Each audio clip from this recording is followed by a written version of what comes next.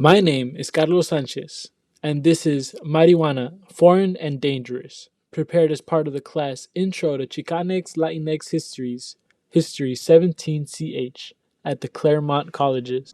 Hemp, hashish, weed, Mary Jane, all are different ways to refer to the controversial drug cannabis. However, in the United States, none have been as lethal and as effective to demonize the drug as the name marijuana has. Cannabis and other similar types of drugs have a long-standing history in the American continent. The natives, especially those who settled in present-day Mexico, used peyote, a type of cactus that contains hallucinogen properties mainly for celebrations and religious ceremonies. It's also common for people to also include cannabis amongst the list of ritualistic drugs used by the natives. However, the cannabis plant itself did not land in the Americas until the wave of Spanish colonizers began to settle throughout the Caribbean and Central America. Shortly after, the Virginia Company landed in North America and established the first British colony, bringing along all sorts of exotic foods and plants, including cannabis. During these times, hemp cultivation was quite literally encouraged, as the plant was not only able to use for clothing and medicine, but also made huge profits back home. How then can a drug turn from one of the most profitable exports in the country to one that has caused massive hysteria and has been used to incarcerate over tens of millions of people? This then also raises an even more interesting question on how Latinos, especially Mexicans and other minorities, were used as scapegoats to ultimately criminalize the drug.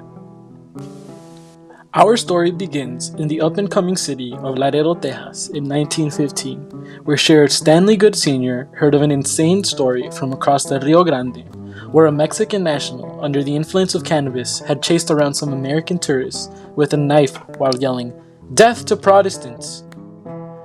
This incident roused Sheriff Stanley into lobbying for the prohibition of marijuana at both the national and state level. He succeeded in both, as marijuana became prohibited in Laredo later that year, and the Treasury Department amended the Food and Drugs Act to make all imports and recreational cannabis illegal. In order to make certain that this ban had been successful, the Department of Agriculture's Bureau of Chemistry issued a report based on their findings along the Texas border on cannabis just 2 years later. This report is extremely detailed, as it includes many interviews with several store owners who dealt with cannabis. However, this report, along with many other claims and tactics, have falsely linked cannabis with Mexicans, leading to the further criminalization of both parties involved. One of the widely held beliefs is that as migrants from Mexico entered the US, they would also bring along with them their cannabis practices, leading to a boom in the recreational use of the drug.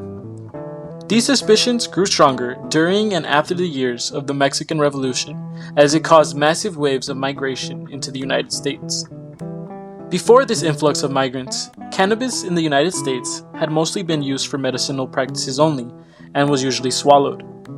However, sometime during this influx, a few Mexicans introduced the practice of smoking cannabis as they settled in their new life. In one case, this was said about Mexicans. The Mexican beet field workers have introduced a new problem: the smoking in cigarettes or pipes of marijuana or grifo. Its use is as demoralizing as the use of narcotics. This practice, as shown by the mayor's statement, was then falsely attributed to Mexican migrants as a whole, making the drug foreign and dangerous. However, this can be nothing but further from the truth, as cannabis had already been a part of the US's economy since its inception. The report given by the Department of Agriculture also discredits this, as it highlights many instances in which cannabis was bought in the US and exported to Mexico. This trade seems to be more of a two-way street than most wanted to confess.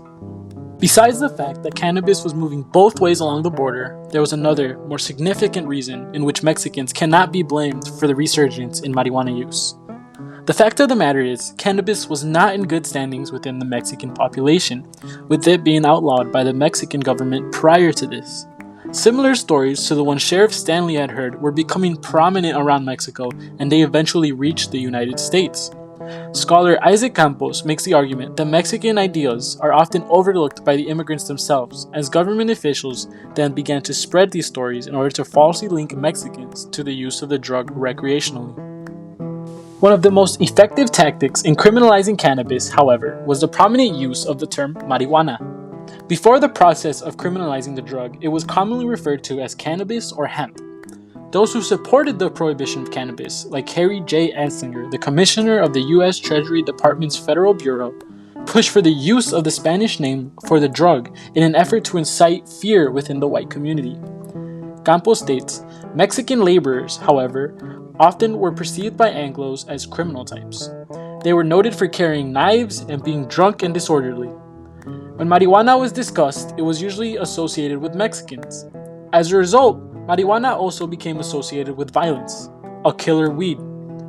Anslinger and his companions knew that these negative images held by a substantial amount of whites can be used in order to tag a negative connotation to the drug.